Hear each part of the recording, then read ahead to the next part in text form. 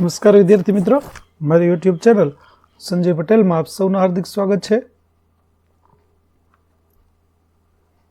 મિત્રો, આજના વિડીયોની અંદર આપણે ધોરણ 4 વિષય છે કુહુ ગુજરાતી, જેનો પાઠ 7મો, જેનું નામ છે નખમ ધખમ ધડા પડા બૂમ.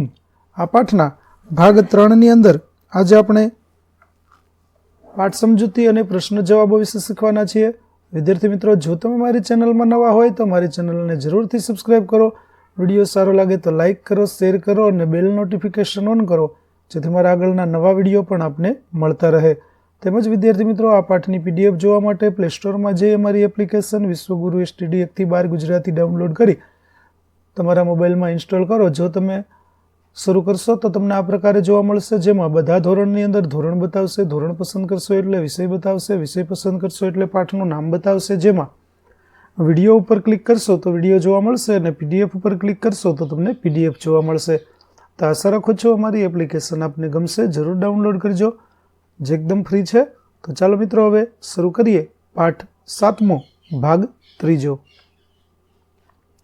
અહીં પહોંચતા સુધીમાં એકમમાં જાદુની વાત આવી હતી. કહો તે પછી આવજાની વાત સાંભળો અને વાંચો. તો ચાલો વાંચીએ. બમ બમ ભોલા કવિતા ભણ્યા પછીના દિવસે તૃપ્તિ અને અંશુલે શિક્ષક પાસે જઈ પૂછ્યું કે અમે એક જાદુ કરીએ. શિક્ષક કહે, જાદુ? શી વાત છે, તમે જાદુ શીખી ગયા? તો વિદ્યાર્થીઓ શિક્ષકને કહે છે કે અમારે એક જાદુ વર્ગમાં બતાવવું છે. ત્યારે કહે છે કે તમે જાદુગર બની ગયા? વાહ, જોરદાર! કઈ રીતે શીખ્યા? ક્યાં શીખ્યા? કોણ છે તમારા ગુરુ?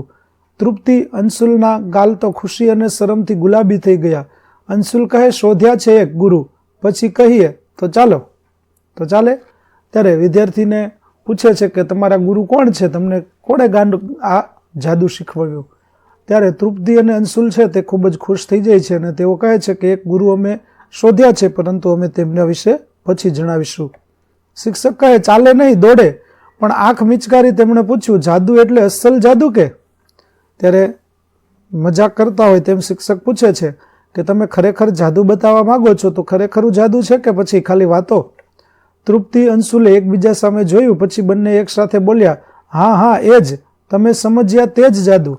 એટલે કે અહીં જાદુ નહીં પરંતુ વિજ્ઞાનના પ્રયોગો છે તે વિદ્યાર્થીઓ બતાવવા માંગે છે અને સાહેબને કહે છે કે તમે જે સમજ્યા છો તે જ અમે બતાવવાના છીએ. તો શિક્ષક કહે, ભાઈ વાહ, મજા આવશે, મને તો ચટપટી થાય છે. વળી તેમણે વર્ગ સમક્ષ મોં કરીને પૂછ્યું, જાદુ જોવો છે? તો આખા વર્ગે એક સાથે જવાબ આપ્યો કે હા. આવી રીતે શિક્ષક કહે છે કે મને પણ ચટપટી એટલે કે જાદુ જોવાની તાલાવેલી થઈ છે, ખૂબ ઈચ્છા થઈ છે. અને પછી વર્ગના બધા વિદ્યાર્થીઓને પણ પૂછે છે કે તમારે જાદુ જોવો છે? તો બધા એક સાથે જવાબ આપે છે કે હા, અમારે જોવો છે. શિક્ષકે તૃપ્તિ, અંશુલના ખભે હાથ મૂકી તેમને આગળ કર્યા અને કહ્યું કે રજૂ થાય છે જાદુના ખેલ, જેને રજૂ કરે છે જાદુગરની તૃપ્તિ અને જાદુગર અંશુલ. વર્ગે વાક્ય પૂરું કર્યું. તો આવી રીતે બંને જાદુગરોનો શિક્ષક દ્વારા પરિચય આપવામાં આવે છે. હવે કેવી રીતે જાદુ કરે છે તે જોઈએ. તો તૃપ્તિએ ટેબલ પર સફેદ દુપટ્ટો એટલે કે ચૂંદડી પાથરી. અંશુલ એક જાડી બંગડી તેના ઉપર સાચવીને મૂકી. તૃપ્તિ કહે, અમે ત્રાટક શીખ્યા છીએ, અમે ધારીએ તે વસ્તુને ખસેડી શકીએ.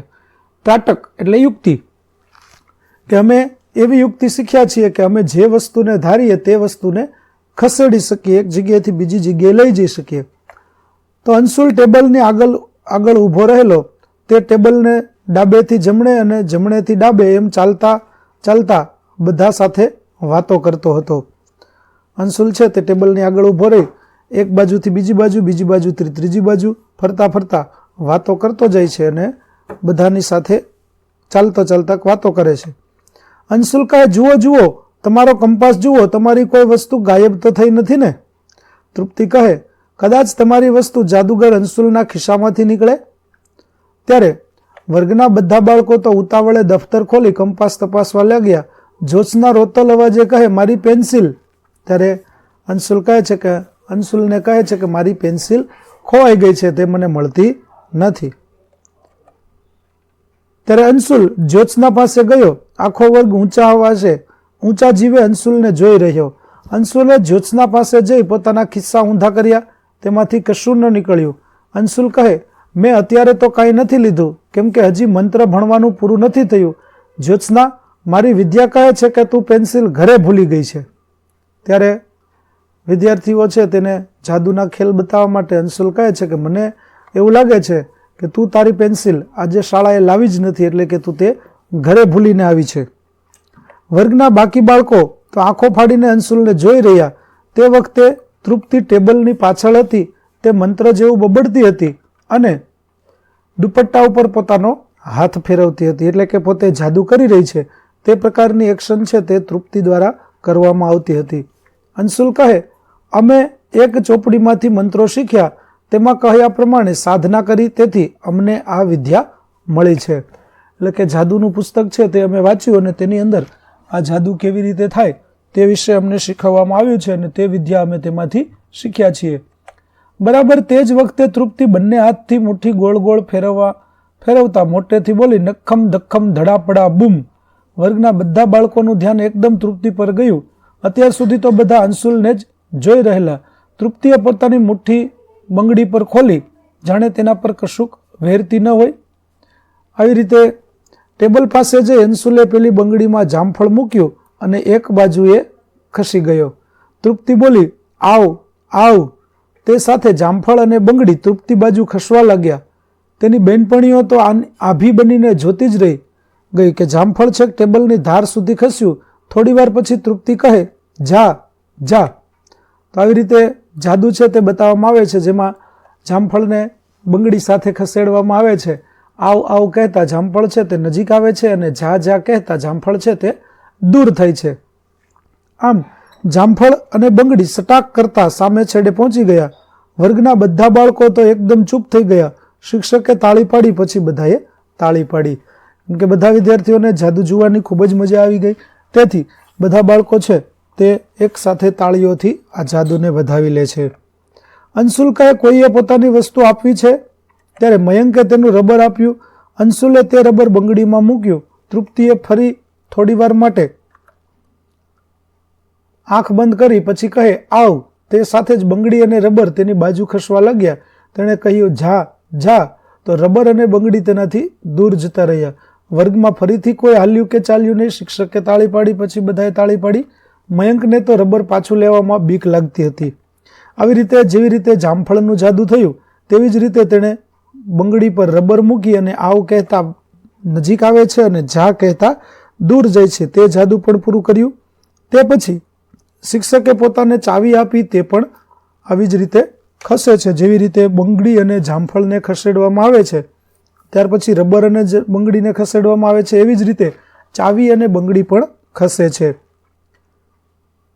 જાદુ થઈ ગયા પછી શિક્ષકે તૃપ્તિ અને અંશુલને કહ્યું, ખૂબ સરસ શીખી લાવ્યા છો. હવે તમારી વિદ્યાની સાચી વાત બધાને કહો.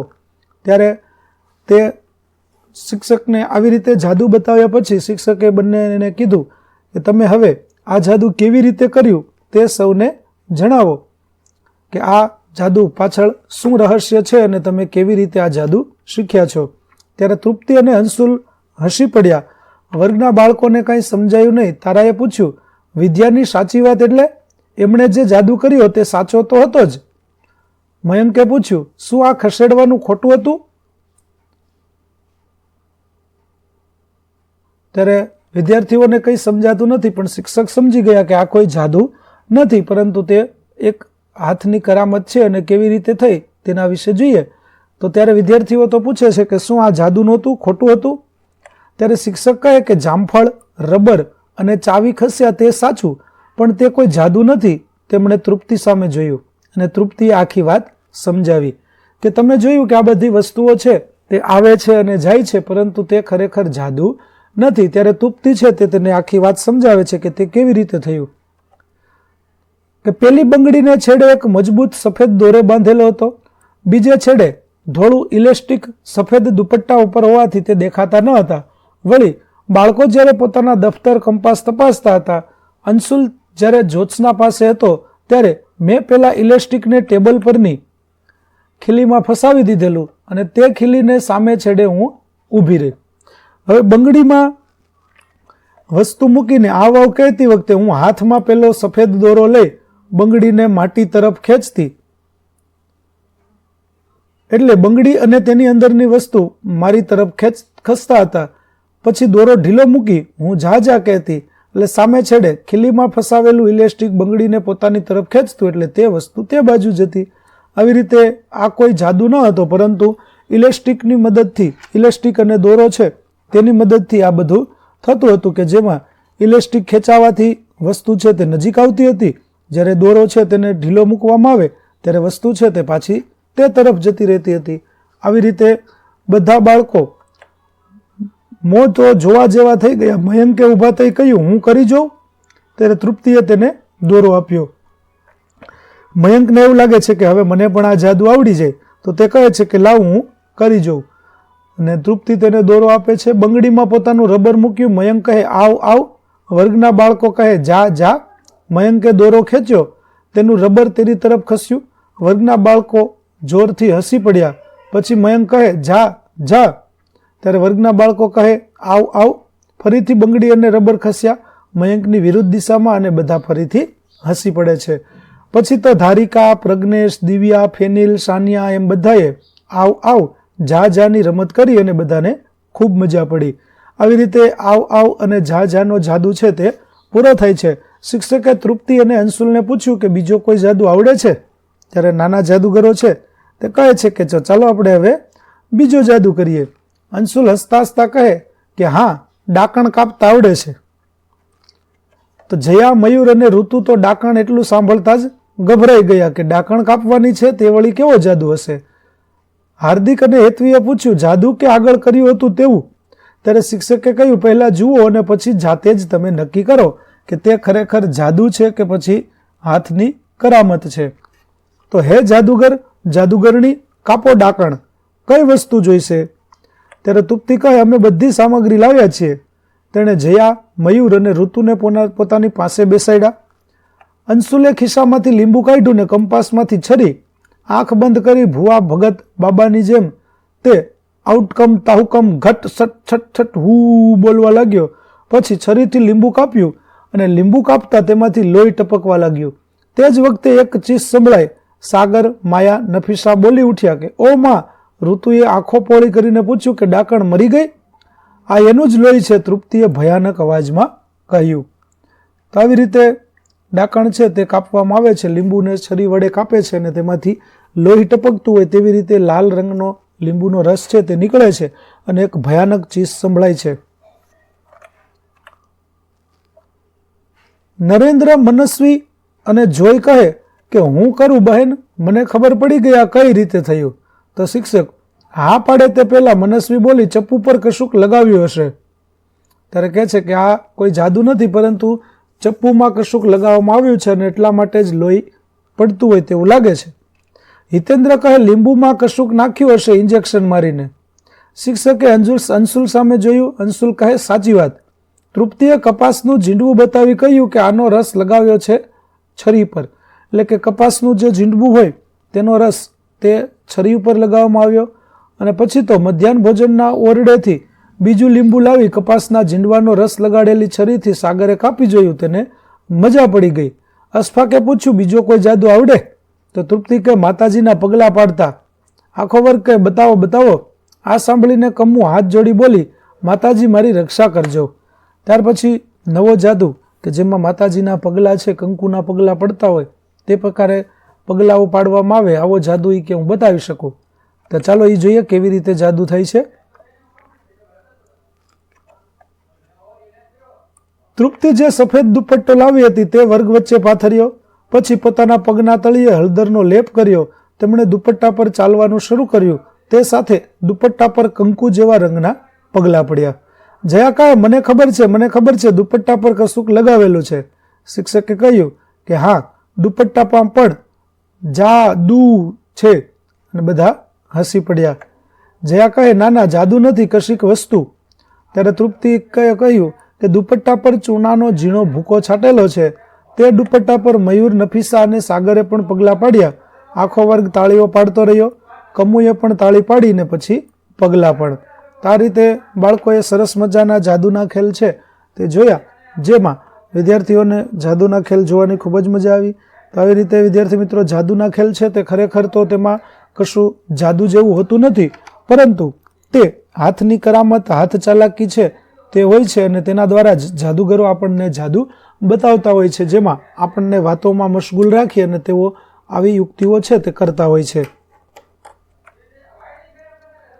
તો વિદ્યાર્થી મિત્રો, અહીં આપણું પાઠ 7 ભાગ 3 છે તે પૂરો થાય છે.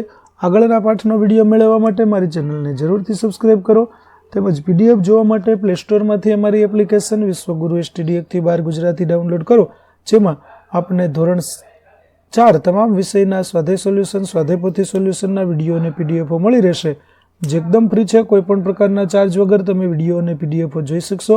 તો આશા રાખું અમારી એપ્લિકેશન આપને ગમશે. જરૂર ડાઉનલોડ કરજો. ફરી મળીશું આપણે નવા વિડીયો સાથે. ત્યાં સુધી આવજો.